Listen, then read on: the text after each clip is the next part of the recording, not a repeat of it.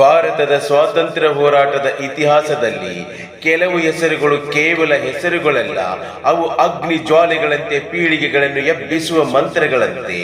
ನೀವು ನನಗೆ ರಕ್ತ ನೀಡಿ, ನಾನು ನಿಮಗೆ ಸ್ವಾತಂತ್ರ್ಯ ನೀಡುತ್ತೇನೆ ಎಂದು ಗರ್ಜಿಸಿದ ಧೈರ್ಯಶಾಲಿ ನಾಯಕ, ಬ್ರಿಟಿಷರ ನಿದ್ರೆಯನ್ನು ಕದಡಿದ ಕ್ರಾಂತಿಕಾರಿ, ಇಂದಿಗೂ ರಹಸ್ಯವಾಗಿಯೇ ಉಳಿದ ಮಹಾನ್ ಯೋಧ ಅವರೇ ನೇತಾಜಿ ಸುಭಾಷ್ ಚಂದ್ರ ಬೋಸ್.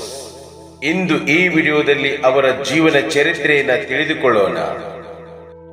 ಸುಭಾಷ್ ಚಂದ್ರ ಬೋಸ್ ಅವರು 1897 ಜನವರಿ 23ರಂದು ಒಡಿಶಾ ರಾಜ್ಯದ ಕಟಕ್ ನಗರದಲ್ಲಿ ಜನಿಸಿದರು.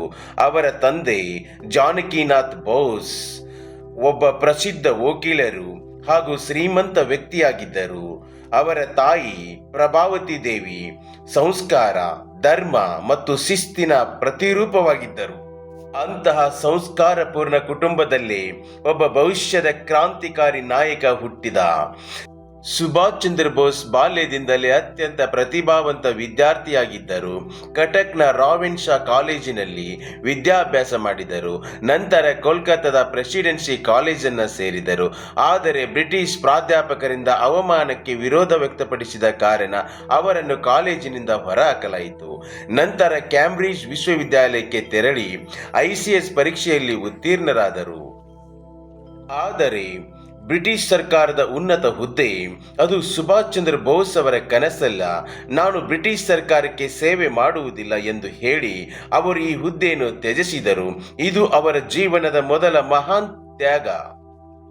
ಭಾರತಕ್ಕೆ ಮರಳಿದ ಸುಭಾಷ್ ಚಂದ್ರ ಬೋಸ್ ದೇಶಬಂಧು ಚಿತ್ತರಂಜನ್ ದಾಸ್ ಅವರ ಶಿಷ್ಯರಾದರು. ಅಲ್ಪ ಸಮಯದಲ್ಲಿ ಅವರು ಯುವಜನರ ಹೃದಯ ಗೆದ್ದ ನಾಯಕನಾದರು.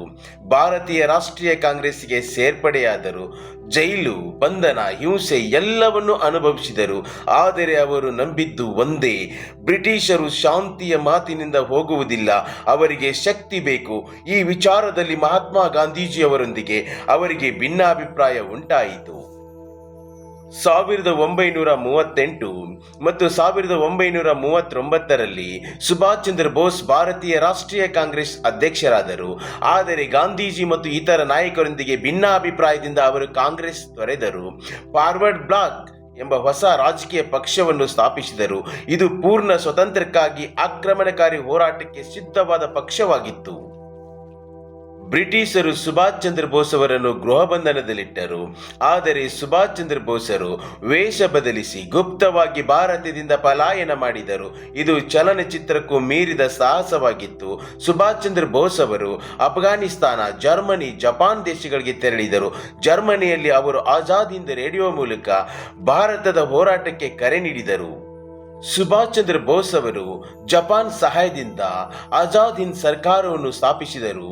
ಇಂಡಿಯನ್ ನ್ಯಾಷನಲ್ ಆರ್ಮಿಯನ್ನು ಪುನರ್ ಸಂಘಟಿಸಿದರು. INA ಅಂದರೆ ಇಂಡಿಯನ್ ನ್ಯಾಷನಲ್ ಆರ್ಮಿಯನ್ನು ಪುನರ್ ಸಂಘಟನೆ ಮಾಡ್ತಾರೆ. ಮಹಿಳಾ ಸೈನ್ಯ ಝಾನ್ಸಿ ರಾಣಿ ಪಡೆಯನ್ನು ನಿರ್ಮಿಸ್ತಾರೆ. ದೆಹಲಿ ಚಲೋಗೆ ಘೋಷಣೆಯನ್ನು ಹೊರಡಿಸ್ತಾರೆ.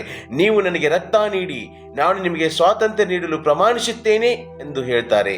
INA ಸೈನ್ಯ ಭಾರತದ ಈಶಾನ್ಯ ಭಾಗದವರೆಗೆ ಬ್ರಿಟಿಷರ ವಿರುದ್ಧ ಯುದ್ಧ ನಡೆಸಿತು.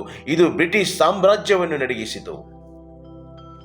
ನೇತಾಜಿ ಸುಭಾಷ್ ಚಂದ್ರ ಬೋಸ್ ಅವರು 1945 ಆಗಸ್ಟ್ 18ರಂದು ತೈವಾನ್ನಲ್ಲಿ ವಿಮಾನ ಅಪಘಾತದಲ್ಲಿ ಮರಣ ಹೊಂದಿದರು ಎನ್ನಲಾಗುತ್ತದೆ. ಆದರೆ ದೇಹ ಸಿಕ್ಕಿಲ್ಲ, ಸಾಕ್ಷ್ಯಗಳು ಸ್ಪಷ್ಟವಲ್ಲ. ಅನೇಕ ತನಿಖಾ ವರದಿಗಳು ಇನ್ನೂ ಹಾಗೇ ಉಳಿದಿವೆ.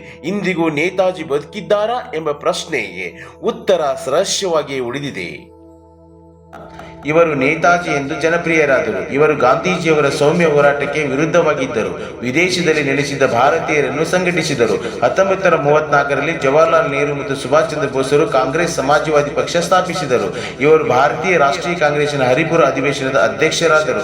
ಇವರು ಫಾರ್ವರ್ಡ್ ಬ್ಲಾಕ್ ಪಕ್ಷ ಸ್ಥಾಪಿಸಿದರು. ಬ್ರಿಟಿಷರು ಸುಭಾಷ್ ಚಂದ್ರ ಬೋಸರನ್ನು ಬಂಧಿಸಿದರು. ಇವರು ಗೃಹ ಬಂಧನದಿಂದ ತಪ್ಪಿಸಿಕೊಂಡು ಜರ್ಮನಿಗೆ ತೆರಳಿದರು. ಇವರು ಹಿಟ್ಲರ್ನ ಸಹಾಯ ಪಡೆದರು. ಇವರು ಜರ್ಮನಿಯಲ್ಲಿ ಭಾರತೀಯ ಯುದ್ಧ ಖೈದಿಗಳನ್ನು ಸಂಘಟಿಸಿದರು. ಇವರು ಆಜಾದಿ ಹಿಂದ್ ರೇಡಿಯೋ ಮೂಲಕ ತಮ್ಮ ಭಾಷಣ ಮಾಡಿದರು. ಇವರು INA ಸೈನ್ಯ ಕಟ್ಟಿದರು. ಇವರು ದೆಹಲಿ ಚಲೋಗೆ ಕರೆ ನೀಡಿದರು. ನನಗೆ ರಕ್ತ ಕೊಡಿ, ನಾನು ನಿಮಗೆ ಸ್ವಾತಂತ್ರ್ಯ ನೀಡಲು ಪ್ರಮಾಣಿಸುತ್ತೇನೆ ಎಂದು ಕರೆ ನೀಡಿದರು. ಇವರು ವಿಮಾನ ಅಪಘಾತದಲ್ಲಿ ಮಡಿದರು. ಸುಭಾಷ್ ಚಂದ್ರ ಬೋಸ್ ಒಬ್ಬ ವ್ಯಕ್ತಿಯಲ್ಲ, ಒಂದು ಚಳುವಳಿ, ಒಂದು ಅಗ್ನಿ ಸ್ಫೂರ್ತಿ. ಅವರು ನಮಗೆ ಕಲಿಸಿದ ಪಾಠ ಒಂದೇ: ಸ್ವಾತಂತ್ರ್ಯವನ್ನು ಬೇಡಿಕೊಳ್ಳಬಾರದು, ಅದನ್ನು ಗೆಲ್ಲಬೇಕು. ನೇತಾಜಿಯ ಜೀವನ ಇಂದಿನ ಯುವಕರಿಗೆ ಧೈರ್ಯ, ಶಿಸ್ತು ಮತ್ತು ತ್ಯಾಗದ ಪಾಠವನ್ನು ನೀಡುತ್ತದೆ. ಧೈರ್ಯ, ತ್ಯಾಗ ಮತ್ತು ದೇಶಭಕ್ತಿಯ ಪ್ರತೀಕ ನೇತಾಜಿ ಸುಭಾಷ್ ಚಂದ್ರ ಬೋಸ್ ಅಂತ ಹೇಳ್ತಾ ಈ ವಿಡಿಯೋನ ಇಲ್ಲಿಗೆ ಮುಗಿಸ್ತಾ ಇದ್ದೇನೆ. ಮತ್ತೊಂದು ವಿಡಿಯೋದೊಂದಿಗೆ ಸಿಗೋಣ. ಅಲ್ಲಿವರೆಗೂ ಎಲ್ಲರಿಗೂ ನಮಸ್ಕಾರ.